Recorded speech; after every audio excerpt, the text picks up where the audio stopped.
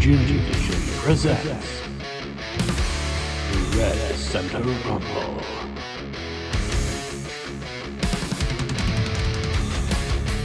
Hello everyone, welcome to another episode of Red Center Rumble. Before we jump into the preview of the massive Premier Live event, we thought it would be a good idea to look back at our top 5 most British moments in AEW from when they first started in 2019 to now. And this basically involves British wrestlers. Right? Yes.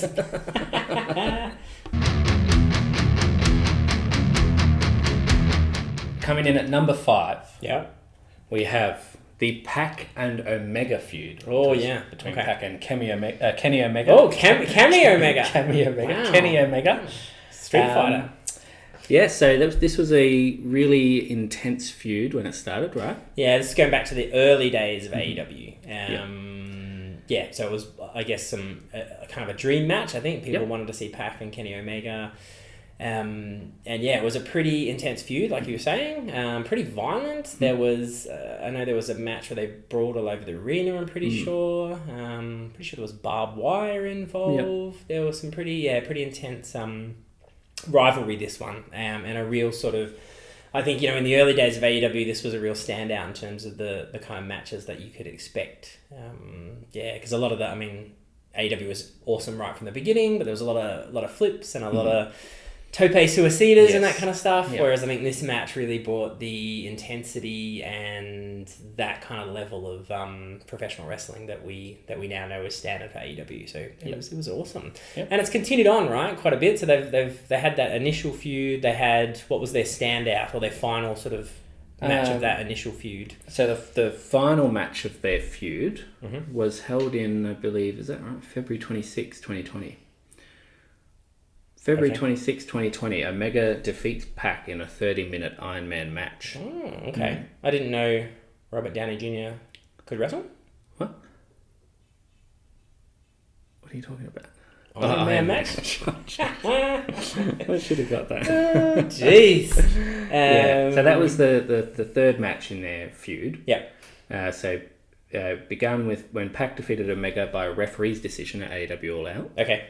And then in November 27th, 2019, Omega defeated Pac in a rematch. Okay. And then that led to their famous 30-minute Iron Man match, which I think is one of the best Iron Man matches they've probably had in AEW. For sure. And at the time, I think it was probably the best match in AEW when it happened, if that makes sense. Yeah. So there's been ones that have surpassed it since, but that was, certainly one of the best ones that ever happened. It raised the bar. Yeah.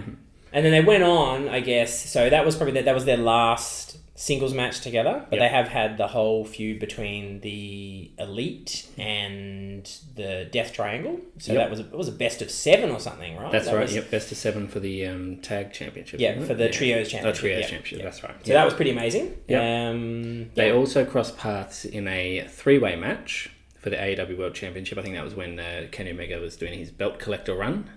Oh, who was the third person? Give me a clue. The third person? Was it Orange Cassidy? Yes, it was. Yes, I remember that. Yeah. Yep. And Orange Cassidy sort of shocked us all in that match. He actually really showed what he was capable of in that match. And then the most recent time they crossed paths was at Blood and Guts on July 19th, 2023. Okay. With the Golden Elite, which was Adam Page, Kenny Omega, Kota Ibushi, Matt Jackson, and Nick Jackson, defeated the Blackpool Combat Club, Claudio Castagnoli, John Moxley, and Wheeler Yuta, with Konosuke Takeshita and Pac. Right, and I feel like Pac was kind of a reluctant member, right? Didn't he walk out or something during the match or something like that? Yeah, he wasn't fully on board with the team. Yeah, that's right, yeah. And then something also, I think Kenny Omega almost broke his leg in that match. Was that one?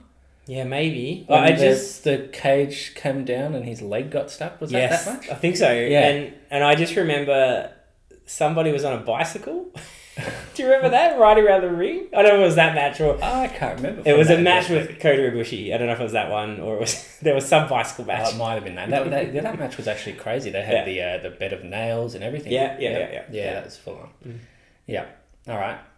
Okay, so that's number 5 in our Okay, list. So number 5. We've started out strong. So Drum roll for number 4. Oh, number 4. Okay. Okay. Number 4. Number 4 is Saraya Oh, yeah. debuts Yes. in AEW. Yeah. Now, this was a pretty huge event because Saraya previously wrestled in WWE as Paige. Now, she, in 2018, on April 9th, the post-WrestleMania Raw announced her retirement from wrestling due to a neck injury. Yep.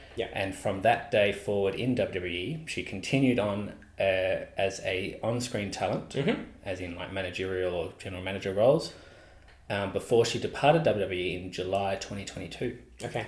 But I think she departed kind of like she wasn't being used on screen. She was just under contract but not being used. Yeah, and I feel like she felt she could wrestle, right? And there was the Yeah. whole dispute with WWE Yeah. doctors, similar to, well, Danielson came back through WWE, but that was a similar sort of situation. Yeah. I think Edge was the catalyst for that to happen because he came back from a serious neck injury. No one thought that it would ever happen. And so then suddenly Bryan Danielson and Saraya questioned that as well.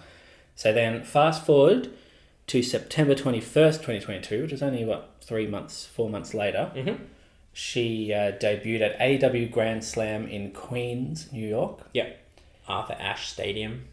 Oh, is that where it is? Pretty sure. Yeah, okay. There you go. Yeah. If it's wrong, I'm wrong. Yeah. But And I don't think did we expect it? No, I didn't. I remember it was a shock. Yeah. And I think it was the second Grand Slam, right? Because they had the one the year before. And then this one looked exciting, but there wasn't a huge sort of event like the previous year when they had, I think it was wasn't it Danielson and Omega the previous year. I'm pretty sure it was Grand Slam. Or Danielson. Oh, yeah. Danielson, Yeah. And so then this was, but then she came out. It was like a massive shock. I remember the commentators calling her Saraya. I think. Yeah. So, which makes me wonder, maybe they didn't know either. So it was a real shock. Yeah. It was awesome. I remember the crowd just went off. Yeah. So she sort of turned a new page on her wrestling career. Yes. And she's had a pretty good run in AEW. She's not sort of wrestling as maybe as much as she'd like potentially. But she won the title at All In last year. She had a big match against Britt Baker. I think was her first match. She was part of the Outcast with Tony Storm and Ruby Soho. So and my favourite Saraya moment is when she saw a sign in the crowd that says Saraya calls fries chips, and she went off. It's probably the most angry we've seen her in AEW. It was the best. So she's I like Saraya. I don't like her politics or her boyfriend or any of that kind of stuff, but she's awesome as a performer. I think she's really good. Yeah, cool. And I think when she debuted in WWE back then, she broke the mold of what we typically saw in WWE female wrestlers. She wasn't the blonde, athletic superstar that you're used to. She was has her own movie. Yes. Yeah. What is it? Fighting with My Family. Is that right? Yeah. Directed by who? I have no idea. You should know. He's friends with your favourite comedian. What, Stephen Merchant? Yeah. Oh, really? Stephen Merchant directed that movie. Oh, wow. Yeah. Okay. He's in it too, right? Is he in it? I believe so. Maybe at the start. Okay, cool. Yeah. And what is it? Starring Florence Pugh. Yep. Right? Yeah. Yeah. Good. All right. Okay, that was number 4. Number 3. Jamie Hayter wins the AEW Women's title. Yes. Who did she beat? Now, she defeated Toni Storm at AEW Full Gear on November 19th, 2022. Yeah. A lot of these things are happening in 2022. Not Timeless Toni Storm. No, this was prior to... I think this Outcast led Toni to... Storm? Yeah. Okay. Yeah, so I think this led to Toni Storm's spiral into Timeless Toni Storm. Yeah. That's true. So, because Toni Storm, this might have been her second run. Yeah. And then she won it back. So, Jamie Hayter was the champion after defeating Toni Storm and then went on to lose it again to Toni Storm. Yeah. So, it was a sort of back and forth. Yeah. And I think what I liked about Jamie Hayter is it was kind of one of those organic sort of... She just got over with the crowd, I think. Like, it seemed like the whole idea of bringing in Jamie Hayter is that she would eventually feud with Britt Baker, Yep. but they just stayed together and it never happened. So then that was cool, Yep. and then it became about Jamie Hayter winning the title and Britt supporting her, which was awesome. I Yeah, think. it So was cool. Yeah, we were all expecting Britt to turn on her. She didn't, and then it just prolonged that relationship. Legitimate badass too. I think Jamie Hayter. Yeah. I wouldn't want to fight Jamie Hayter. She'd smash my nose and stuff like that. She's tough Yeah. and strong. Would have given Jade Cargill a good run for her money. If they that match never happened, No. right? No. Okay. Would have been good. Yep. All right. Number 2. Now this might be arguably almost number 1 as well. Okay. Drum roll. Drum roll. All right. Number 2. William Regal. Oh yes. Debuts Awesome. at AEW. Now he debuted at AEW Revolution on March 6, 2022. Yeah. Now this was a match with Danielson and Moxley. Yes. Right. Yep. Yeah. So Moxley defeated Danielson. Yeah. So Okay. Danielson had Moxley in a submission hold, and it looked like Moxley was about to tap. Yeah. And then Moxley did a quick rollover counter that resulted in Danielson being pinned. Right, and the whole point of that match and that feud was that they had to beat the shit out of each other to earn the respect to then go on and tag together, right? And Yes, form a that's group. right. Yeah. That's right. Mm-hmm. Yeah.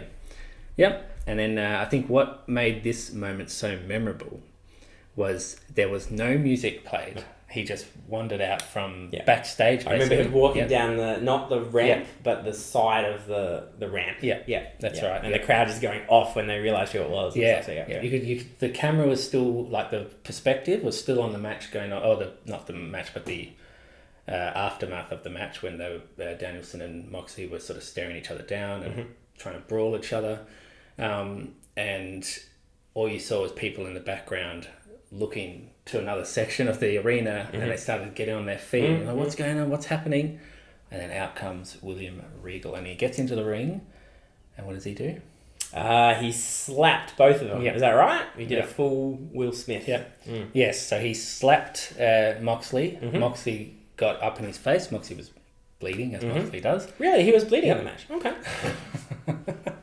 And then William Regal stared him down back and then pressed his head into Moxley, and he had Moxley's blood on his face. Nice. Yeah. Okay, cool. And then he turned around to Danielson. Danielson was like, happy to see him. And then whack! Yeah. Okay. And we got the moment here on the graphic there when Danielson reacts. So, and then that was the formation of the Blackpool Combat Club, which was probably one of the best faction formations we've seen in wrestling. Yeah. Right, story-wise and just the build-up.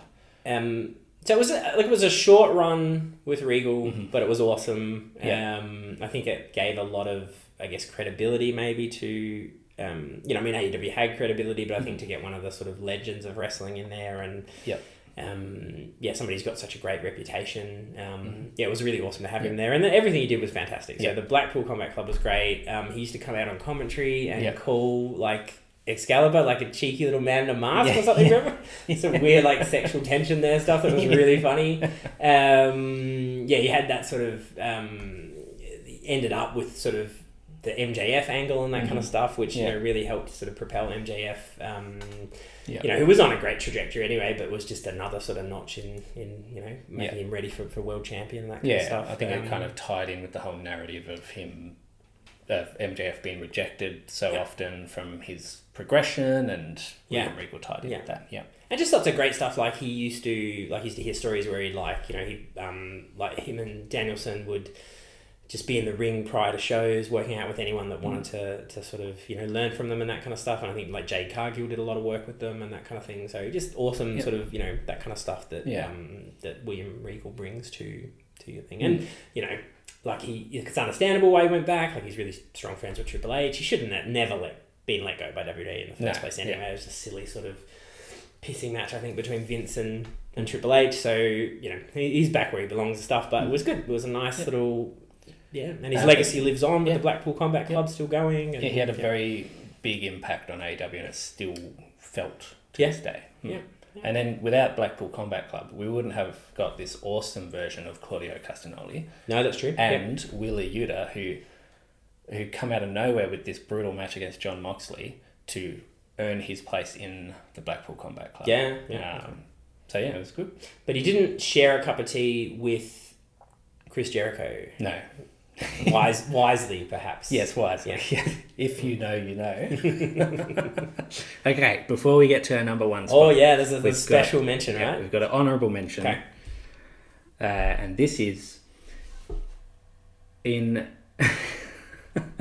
So from 2021 All Out Chicago, there was a fan meet and greet. And somebody appeared with a box over their head. Okay. Signing photos of themselves with a box over their head. Interesting. And then this sort of generated a bit of buzz online. The box had written on it "underrated" over it. Okay.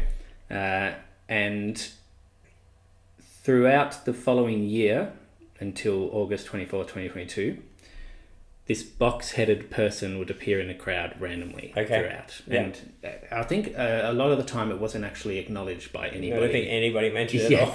Yeah, you just saw him and it was just random. It was like seeing a green shirt guy in the crowd, right? Yeah.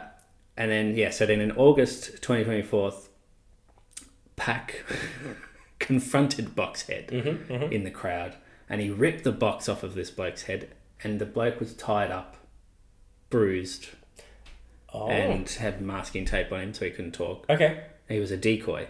For who then attacked him from behind was Kip Sabian, revealing himself to have been Boxhead this whole time. Yes, okay. Exciting. So if you weren't chronically online wrestling Twitter, you would have had no idea what the hell was going on or who this person was. Yeah. But yes, it was Kip Sabian, who had been used prior to that with Miro, right? Yes, yeah. And they had a wedding maybe with Penelope Ford. I think it was AEW's first wrestling wedding. Yes, that's right. Mm-hmm. And it was very... I think their friendship seemed to be video game centered or something weird, right? Yeah. And then anyway, Miro went on his crazy strongman run and Kip Sabian wore a box on his head. He was injured, so he was out for that reason, I believe. He was written off of TV with an injury sustained by Miro when his friend went ballistic.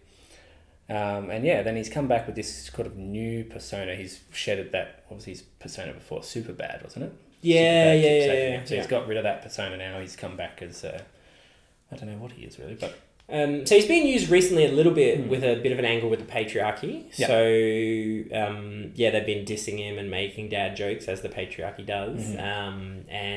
He interfered in a match with Nick Wayne recently. So they're building a little bit of a feud there, I think. Which is good. I like Kip Sabian. Yeah, I like Kip Sabian. Now, he was also wasn't he in the first AEW televised match?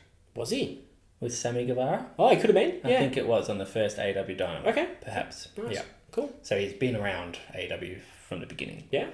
So cool to still see him there. Where's Penelope Ford? Is she still signed? Yes, I believe she is. She may be injured. Okay. Yeah, I think so. Cool. So that was our honourable mention. Okay. So number one. Okay, Drum roll. Going to play with our we might knock settings. Kenny over if the drum roll. All right. Now this is a huge and more recent top British moment in AEW. Okay. This is Ospreay v Danielson. Yes. This happened on April 21st, 2024. We previewed this match. We did. An AEW Dynasty. Yeah. And the huge takeaway from this match was the use of the finisher move. The Tiger Driver 90, what is it, 91? Yep. 91, yep. And it was probably one of the best matches we've seen. It was amazing. Yeah. It was so good. It was. I don't know, what can you say? It was amazing. It's probably it's probably the best match that AEW's put on. It was epic. It was grand storytelling and just back and forth and it was amazing. I think my favorite moment, like the Tiger Drive, is amazing, and then like Danielson's reaction to it, where he's like got convulsions and that kind of stuff in the ring, and then it leads into the match that's happening at All In, where Ospreay's really hesitant to use the move because of the impact that it can have.